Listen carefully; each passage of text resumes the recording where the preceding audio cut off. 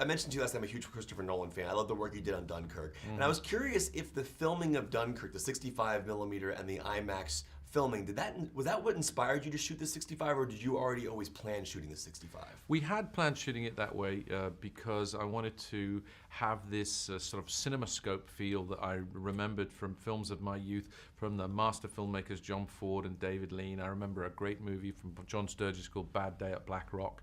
Great opening sequence with a train in a big empty landscape. Stops, man in black gets out, train leaves, vast, lonely wilderness, man on his own. We turn around, one-horse town where a murder's just been committed. He's in trouble. It was so full of drama and scale that it really reminded me of this. But it was great to see, or privileged to see, Hoyte van Hoyte and Chris Nolan working with that. Also just to see the handheld stuff and the determination to make the 65mm as flexible as possible sometimes through sheer willpower and literally sheer physical power in the case of Hoyte. Yeah. You know, one of the shots in this film that I found just astounding, brilliant, was the shot when you and Pfeiffer walk on the train for the first time.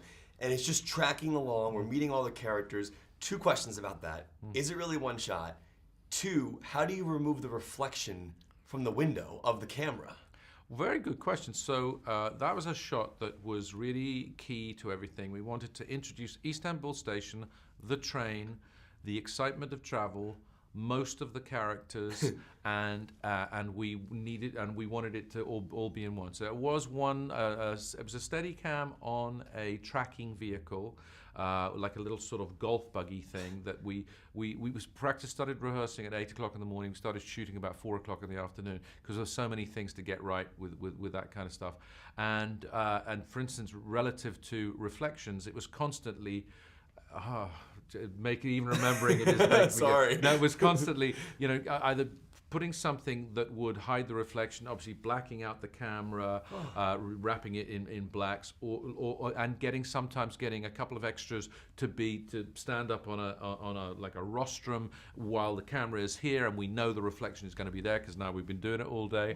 Wow. So it was constant. Every time you did a take, it was readdressing all the things that made it technically clean, and then of course you're trying to keep up the momentum that has us see Johnny in the 10th second of the take and in the 3rd minute of the take, and know that he's been there all the time. But for all of those things to keep staying fresh, it was a challenge, but really a great thing to do. And a 65mm camera. Yeah, it's crazy how you pulled that off. Yeah. I know you've been asked a lot about the mustache. I'm sure it's a question you're being all day. I am curious, is any of that yours? And if it's not, do you have to fully shave to wear it? And like, is it? How do you drink and eat with it on? You do have to fully shave to wear it. I did try and grow it, and we did try and do one that sort of where my tash was like it is now, and then start to weave it in. Because you have a pretty good stash well, right now. We're starting to. It's Movember, and this is my attempt to grow one. But no, in the end, you had to be really super. I got a barber shave every day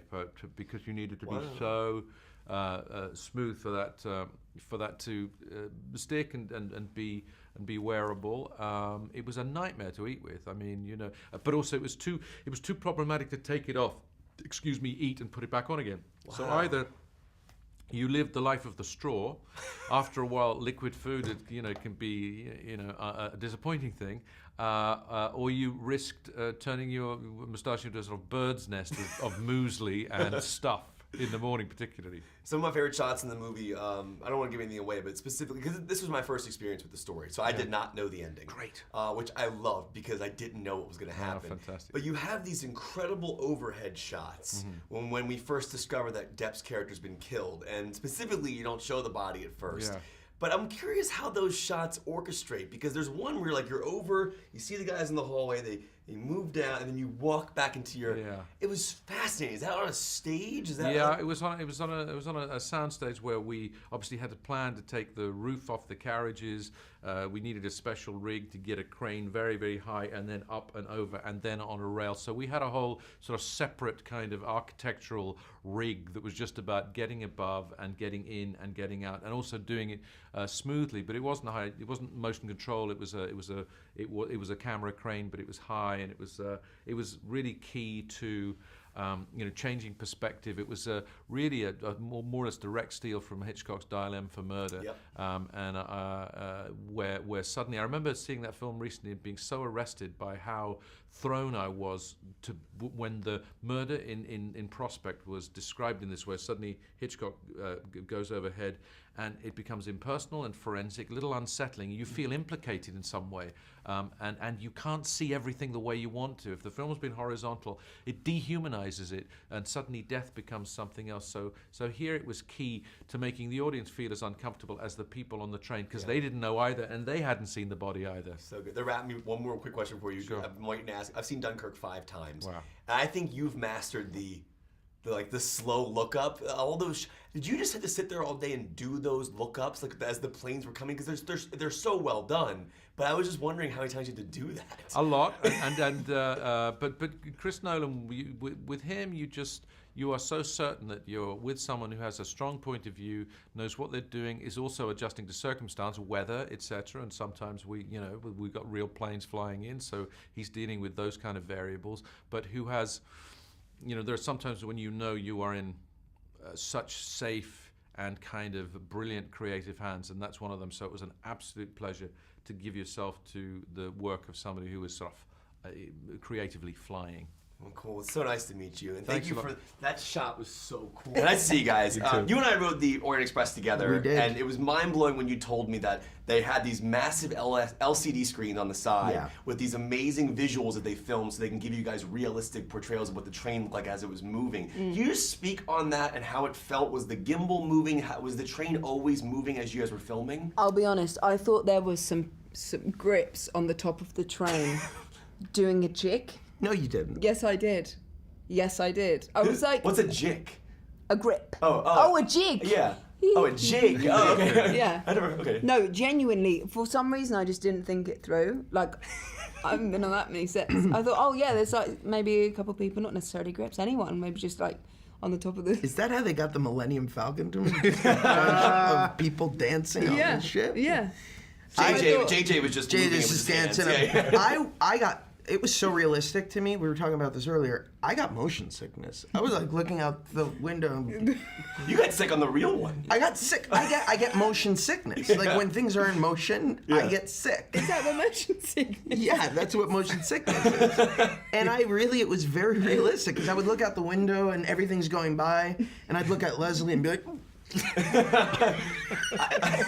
I do want to ask a very nerdy question. In a hypothetical world, I want to see Aaron Burr, Elder Cunningham in a bunk together, and then Ray next door to them riding the Orient Express. How would that train trip go down? ooh. I love how you guys have so many options of what you could be on the train. There's just one for me. But you know what? It's the most successful one, and that's what you have to I didn't give remember. you Olaf. I gave you Elder Cunningham, which is your most. Yeah. No, exactly. Yeah? Exactly. Options. It's one time I narrated a documentary. and it was a great documentary. I saw it. It was lovely. Thank you. How would that train ride go? Well, I think Cunningham would just lie about everything. Right. What would Ray do? I think Ray would run along beside it, actually, probably. Right, Cutting to things train. down with her, Looking for her with her parents. light sword. With her light sword? Yeah, looking for her parents, yeah. And Burr would just be jealous and get revenge. He's getting out of town. He's running from the law. Josh, we watched all of your videos that you guys did when you guys were filming this Thank you. movie. They were amazing. I was putting them on our air all the time. I'm curious, because you guys are filming all day. Are those done in the morning before filming when you guys had these whole things about trying to find out the secrets to Star Wars? When did you guys do those, and how did they even start? I would be trying to get away from Josh at lunch. Yeah. I'd be like, Josh, please, for a second, let me just alone. And then I'd get a knock on the door. And then I'd say, Daisy, I have your lunch, like the crew told me to bring it to you. And she'd open it, and I didn't have a lunch, I had a camera. And a question. Yeah, and she just had to answer because she had no choice, and she didn't answer. She kicked me out. And every instead, time. I just had less of a lunch break. Yeah. So it didn't work out well for anybody. They were great for us. No. So I loved watching them. I got a cease and desist letter recently. It made me sad. I'm a big Kenneth Branagh fan. I think he's brilliant. I mean, I always go back to what he did on Thor with those cool canted angles Yeah. and that shots in Cinderella. But one of the beautiful shots in this film is when him and Michelle Pfeiffer take the train for the first time and they're walking through. It's amazing. And it's this Stunning. continuous tracking shot, and we like a see all of you. 4-minute shot, yeah. Can I talk to you about, as actors, were you all just waiting in your position? Was it really one shot, or were you just like standing waiting for your cue? Does somebody tell you you're on camera right now? No, it really was. It one was shot. one shot. But I think I was waiting by the tickety thing, being bustly, as Ken, Marwan, and Tom walked down, and then I knew. I think they got on, but then everyone was doing stuff, right? Because Yeah. we didn't know exactly what was going on. But I hadn't seen that shot, and I didn't know they went right in. I thought it just came down to the end, so I was blown away when I saw it. I remember that day very well because it started off with Derek and I having to walk in and then get on the train. And so I got to see the camera in both positions, which I guess you didn't do. And it was unbelievable to me because it really required so much coordination. But it's I think the camera work in this movie is insane. And the other shot that is particularly amazing is because we were shooting on film.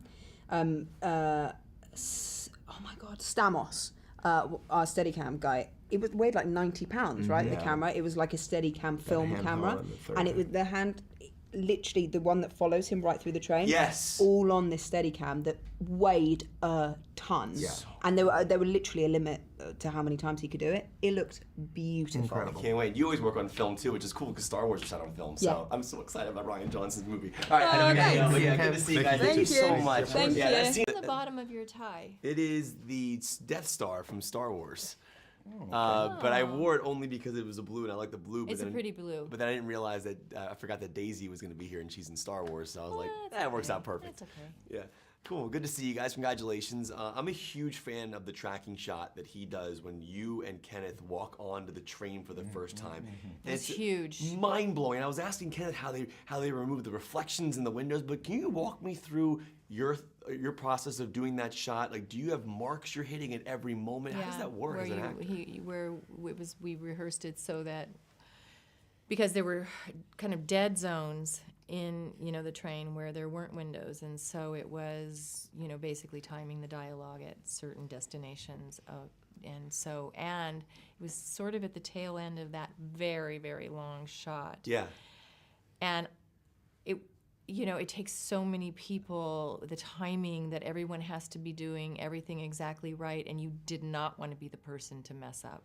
Yeah.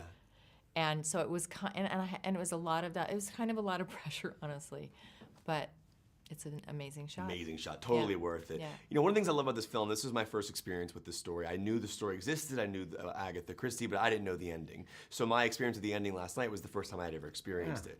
I'm curious, as actors, you read a script, you read the book, you know exactly who did it. Is there an element of like keeping certain facial expressions or like giving clues to the audience and not blinking a certain way or winking a certain way? Is that something that you have to think about when you already know the ending yourself? I don't do that because I don't think I have a talent for that. Some people are good at planting little things, but I can't think about it. I can only play the scene. I can't play what happened before or happened after. Interesting. And that serves me well in some ways, but I'm sure it also is a natural limitation. But the difficulty is if you think of planting those things, sometimes it, in a funny way, takes you out of the scene. Huh, that's interesting. Because you aren't there. You're thinking of the audience. You're in a theater, 6 months after you've shot this thing, you're already thinking about the reception or what you're trying to convey, rather than making something exist that people are going to watch, and it's guided by the framing, by the director, and all those things, and they will, it'll come together in their head, rather than giving them, it laid out. I thought you were absolutely brilliant in Mother. I think Aronofsky is an absolute genius.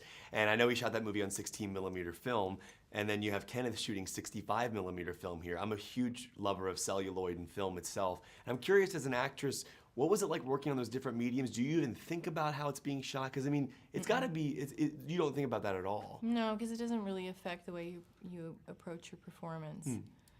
It's the look of it, or the type of film, or the camera lens, or I know there's some actors who are very aware of lens size, and they'll actually adjust they'll kind of modulate their performance to the camera size. Like the closer up, they'll get tinier and bigger. I've never been very good at that. So, Well, like you're they'll say to amazing. me, the director will say, Michelle, and I'll be like, okay. Okay, I'll try to be smaller. But I can't sit here without bringing one thing up to you. I've been watching you all my life, but one of my favorite movies is Boondock Saints. Okay. And the line when you say, there was a firefight.